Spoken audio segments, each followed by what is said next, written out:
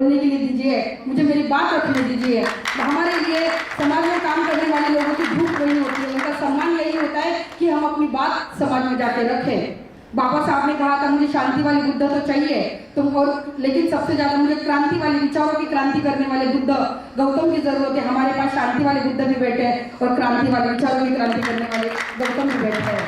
तो सभी साथियों को मेरा सप्रेम जय भीम। मैं आपसे बहुत छोटी हूँ, लेकिन मैंने एक बात हमेशा याद रखी है। बाबा साहब की एक बात मुझे हमेशा दिल को खलती है। तो मैंने मेरी माँ को बचपन में ही कहा था, जब मैंने किताबें पढ़ना शुरू किया था, तो बाबा साहब की एक बात मेरे दिल को लगी थी। बाबा साहब ने कहा था कि जिस समाज में तुम्हारा जन्म हुआ है, गौर से सुनिए, बाबा साहब ने कहा था जिस समाज में तुम्हारा जन्म हुआ है, उस समाज का अगर तुम भला नहीं कर सकते तो तुम्हारी माँ के कोख में ही मर जाना अच्छा है। तो मैंने मेरी माँ को कहा था कि माँ तुझे 2 बेटियां है, एक बेटी तुझे रख ले और दूसरी बेटी मिशन के लिए छोड़ दे। और उसी दिन से मैं जब से छोटी थी तब से जितना बोलना आता था, जितने बाबा साहब समझते थे, फूले समझते थे, शाहू समझते थे, चौथी क्लास से मैं लोगों को मैं जाके बताती थी। पहले तो लोग छोटी थे तो तालियां बजाते, अरे इतनी छोटी लड़की अच्छा बोलती है। उसके बाद अच्छा बोलते बोलते सच बोलने लगी तो लोगों को कड़वा लगने लगा। लोगों को अच्छा बोलना पसंद आता था, लेकिन सच बोलना लोगों को कड़वा लगता था। लेकिन कड़वी चीज हमेशा अच्छी होती है। आप डॉक्टर के पास जाओ, दवाइयां हमेशा कड़वी होती है, लेकिन आपका सही इलाज करती है। बाबा साहब डॉक्टर थे, बाबा साहब ने हम अछूतों का इलाज किया और हमें इंसान बना दिया, हमें इंसानों की रेस में लाके बता दिया। और बाबा साहब दुनिया के सबसे बड़े डॉक्टर बन गए। डॉक्टर तो बहुत पैदा होते हैं, IAS पैदा होते हैं, IPS पैदा होते हैं, इंजीनियर पैदा होते हैं, बहुत सारे पैदा होते हैं, लेकिन इंसान बनाने की फैक्ट्री डॉक्टर बाबा साहब अम्बेडकर थे। डॉक्टर बाबा साहब अम्बेडकर ने हमें इंसान बना दिया। एक अकेले बाबा साहब ने सामाजिक क्रांति की, एक अकेले बाबा साहब ने राजनीतिक क्रांति की, एक अकेले बाबा साहब ने धार्मिक क्रांति की। और बाबा साहब ने हम सबसे उम्मीदें रखी कि हम भाई यहाँ तो हमारा प्रॉब्लम हो गया, संघर्ष जाके करना कहा था।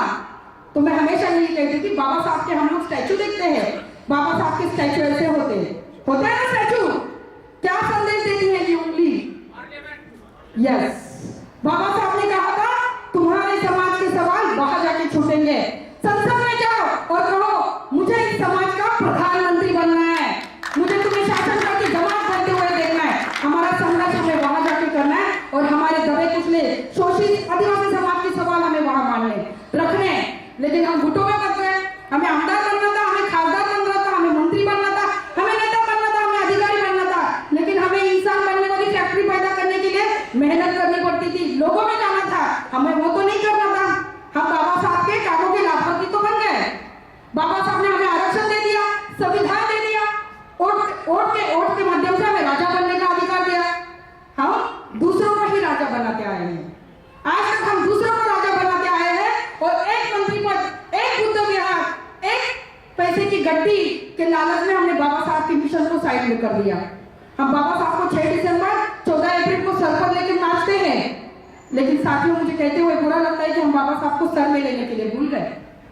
बाबा साहब को हमें सर में लेकर सोचने की जरूरत है, क्योंकि अभी बाबा साहब वापस दोबारा पैदा नहीं होंगे। क्योंकि इसीलिए बाबा साहब ने कहा था तुम्हारी उन्नति तुम्हें करनी है, मराठी में कहते तुमचा उद्धार तुम्हालाच करायचा है। और फिर दूसरे बाबा साहब नहीं पैदा होंगे, दूसरे माननीय साहब नहीं पैदा होंगे जो साइकिल लेके घूमेंगे, पगड़ी वाले बाबा, टाई वाले बाबा, फेटे वाले बाबा बन के घूमेंगे। हमें तैयार होना पड़ेगा। जिनकी विचारधारा की सरकार है, उनके हजारों लोग फुल टाइमर बन के घूमते हैं, कभी बाबा बन के घूमते हैं, कभी साध्वी बन के घूमते हैं। हमारे समाज में फुल टाइमर लोगों को घूमना पड़ेगा, लोगों को बताना पड़ेगा। हमें ऐसी जो हाल छोड़ के लोग गाँव में जाना होगा, झुग्गी झोपड़ियों में जाना होगा। आदिवासी लोग आज भी तरस रहे कि हम इस देश के नागरिक है, उन्हें कोई डॉक्यूमेंट नहीं है। बाबा साहब ने सर्व समाज के लिए काम किया।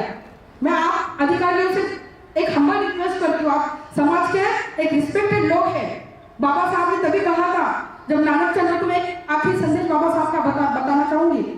1956 को बाबा साहब जब अपने गुरु में किताबें लिख रहे थे, जैसे द प्रॉब्लम ऑफ रूपी था, संविधान लिख रहे थे, बहुत सारे कागज लिख रहे थे, पढ़ रहे थे, लिख के डाल रहे थे। तो बाबा साहब का जो सेवक था नानक, तो नानक बाबा साहब के लिए खाना लेके आया। बाबा साहब को हाई डायबिटीज था और बाबा साहब के लिए सुबह के वक्त का नाश्ता और गोलियां लेकर आया। तो बाबा साहब पढ़ने में बिजी थे, तो नानक ने कहा कि आप खा लीजिए, दवाई का वक्त हो गया सुबह के नाश्ते के टाइम। तो बाबा साहब ने सिर्फ मुंडी हिलाई और पढ़ने में बिजी हो गए। आप एक थोड़ा सा अपने आँख के सामने बाबा साहब का चित्र आँख के सामने लाइए। नानक ने बाबा साहब के साथ सामने रख दिया और नानक चले गए।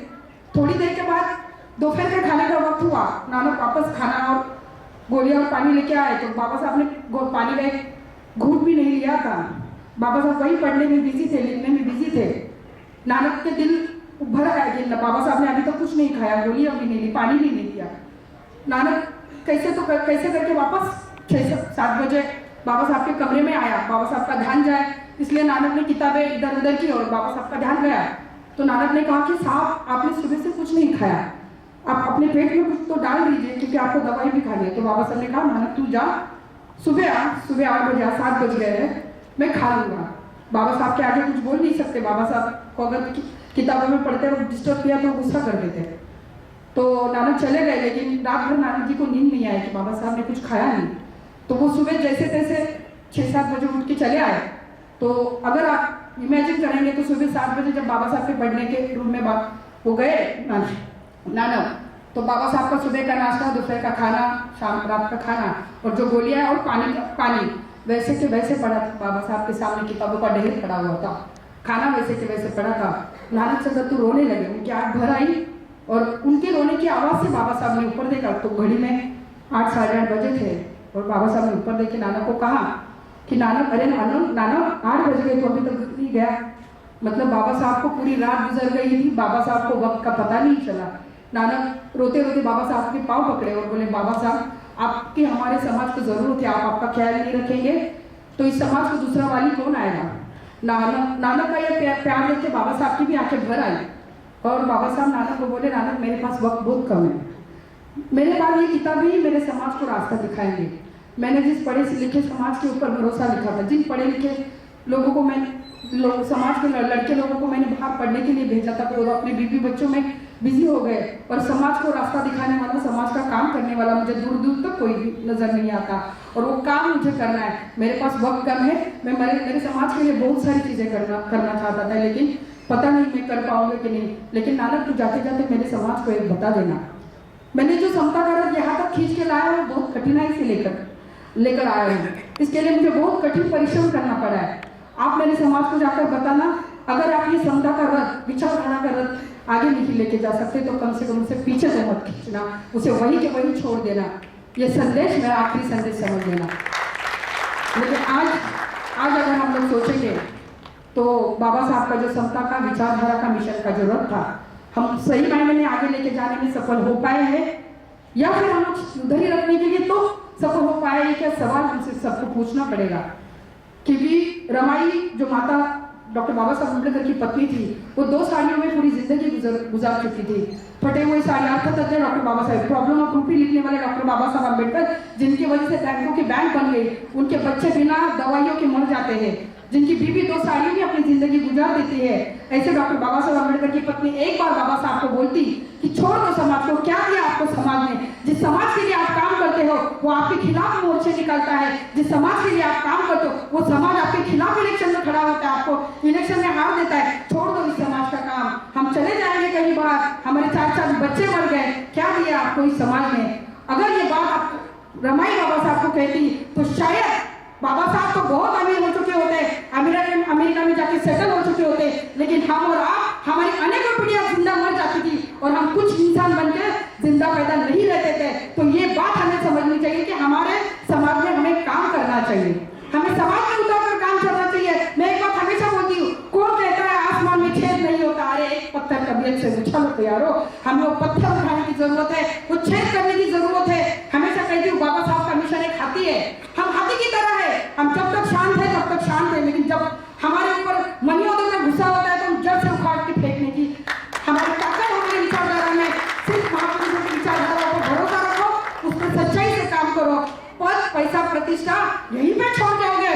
बाबा साहब ने ये सब नहीं कमाया, लेकिन हमारे हर दिल के करोड़ों लोगों के दिल में बाबा साहब बसते हैं, क्योंकि बाबा साहब ने इंसान को इंसान बनाने का काम किया, मिशन का काम किया, विचारधारा का काम किया। इसलिए बाबा साहब शायद हम नहीं होंगे, हमारी अनेकों पीढ़ियां नहीं होंगी, लेकिन बाबा साहब विचारधारा अगर खत्म नहीं कर पाते तो उसका विकृतीकरण कर देते हैं। अगर हम बाबा साहब का प्रचार प्रसार करने में असफल हो गए तो वो कल जाके बाबा साहब के विचारों का भी विकृतीकरण कर देंगे।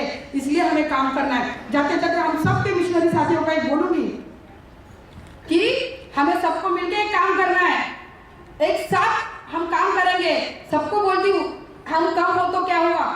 एक साथ सब मिलकर अगर आएंगे तो हमारा काम हाथी के जैसा होगा, कोई कुछ भी बोले, कोई कुछ भी करे। बाबा साहब का मिशन है, रुकने वाला नहीं है। आपके लिए, सबके लिए एक नारा लूंगी, तूफान रुकते नहीं बिजलियों के कड़कने से। आज तूफान रुकते नहीं बिजलियों के कड़कने से, हाथी रुकते नहीं कुत्तों के भौंकने से। नमस्कार।